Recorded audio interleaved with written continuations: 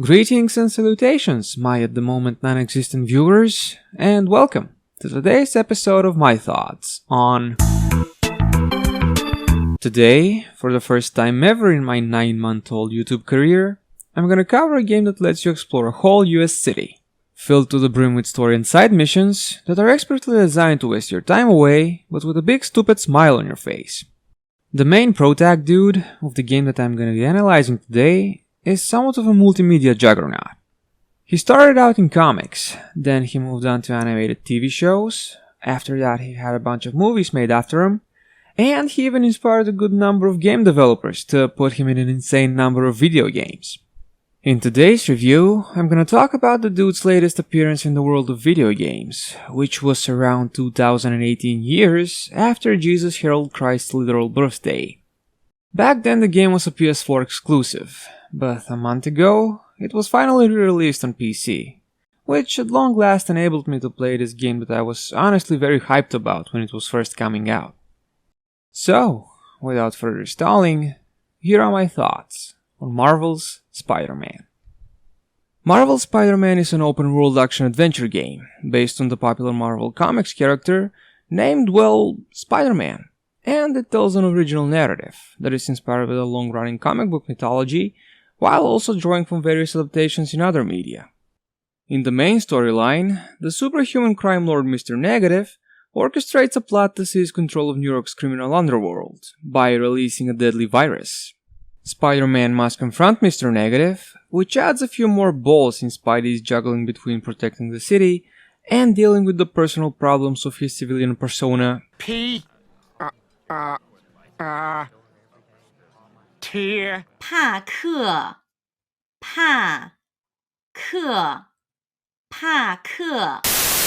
As it is a custom in most Insomniac-developed games, the storytelling in Marvel's Spider-Man is very competent. The cutscenes are shot in a generic, but still aesthetically pleasing way, and the masterful usage of slow motion accentuates the fast-paced action and the deadliness of Spidey's enemy encounters. Marvel's Spider-Man also has the best designed QuickTime events of every video game that has ever implemented them, and without the quickies, the set pieces that they are present in would lose a huge chunk of the nail-biting factor. The writing is also well executed, except for the few times that it isn't. When I'm saying that, I'm specifically saying it about the way these two characters are written. In both of their cases, there comes a time when they experience a very jarring character shift. The shifts themselves happen for good and understandable reasons. I just think the writers should have written a few more scenes hinting towards said shifts. With the rest of the characters, I didn't really notice anything that I would consider wrong in terms of writing.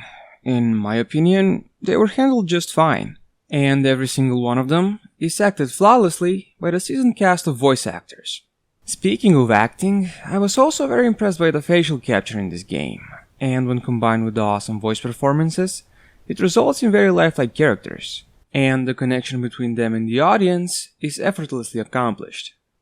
In my humble opinion, Insomniac has also nailed the gameplay side of the experience in this game, which is not really surprising, given that the studio has been mainly producing platforming games since the release of Spyro in '98.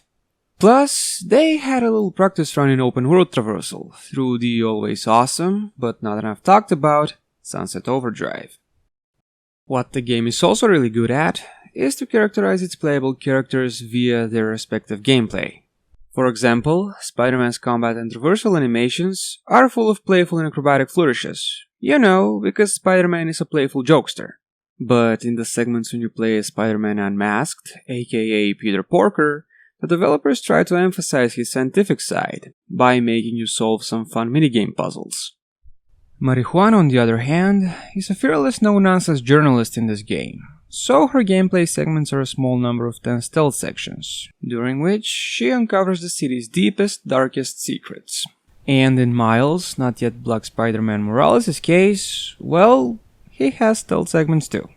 In his own hide-and-go-hide segments, you can hack patrol drones, which tells us that he's a brilliant techno-versed kid, and in addition to that, he is also able to climb ledges, which hints at him being somewhat athletic. Okay, now I think it's going to be a good idea to elaborate a bit more on the three distinct gameplay styles. And I'm gonna start with the web-slinger himself, since he gets the most playtime. Let's see, what do I talk about first? Do I talk about the combat or the traversal? Let's go with the combat. Spidey does two types of combos, ground and air combos. To transfer an enemy from a ground to an air combo, you hold the attack button, which activates a launcher. If an enemy is too far away from you to be blasted in the face with your normal attacks, you have a few options to deal with this kind of situation. For example, you can throw a random environmental object at the evildoer's brain container, or you can use a web attack, which pulls you in the perfect vicinity to your desired, or sometimes not so desired opponent, enabling you to unleash some well-deserved smacking onto him. If for some reason the last two suggestions are not quite to your liking, you can try using one of Spidey's gadgets to momentarily incapacitate the unfavorably placed bad boy. Sometimes your opponents will have an uncontrollable urge to attack you, and believe me, many of them will. Their will to attack kickstarts Spidey's Spidey sense, which is a sign that it's time to get your firm blue buttocks out of the way by using the dodge mechanic. How exactly do you think this ends well for you?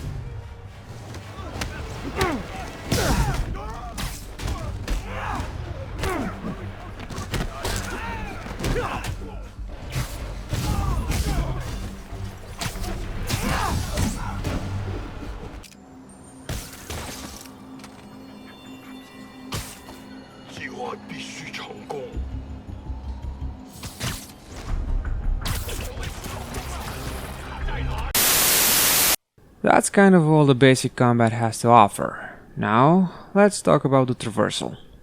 Spidey is very much the Tarzan of the urban jungle, so in a similar fashion as the pulp hero that I've just mentioned, he swings stylishly across New York by using the web probes that he creates with his web shooters. Spiding around the city feels incredibly engaging, and the developers accomplish that by making you think on the fly, which one of your basic swinging moves is the best to use in a given situation. You may ask the question, which are these mysterious swinging moves?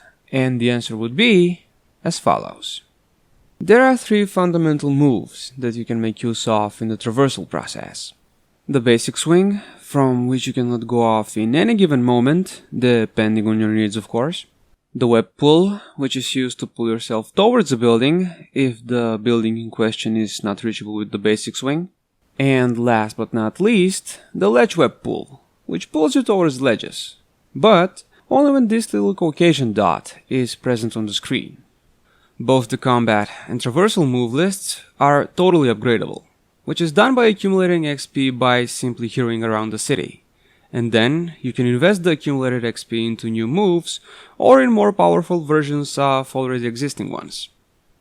The gadgets and the suit itself are also down to be upgraded, but to do that, you need points from the side hustles, as he calls them.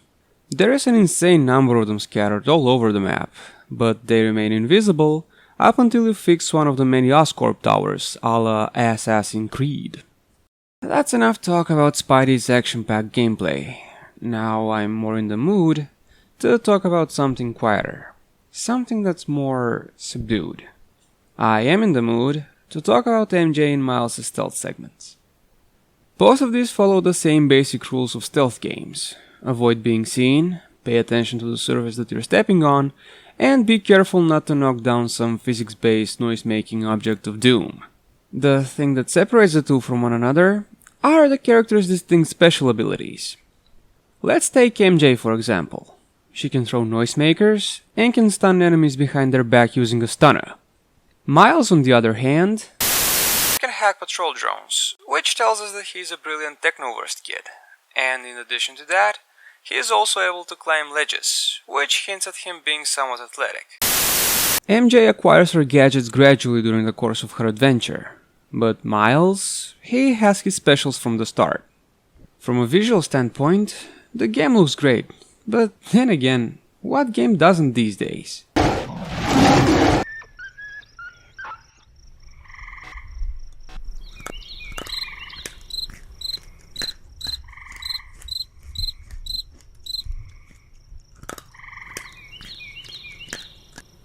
Much like the PS5 version, this one also sports ray-traced reflections, but on the PC, the effect is somewhat enhanced.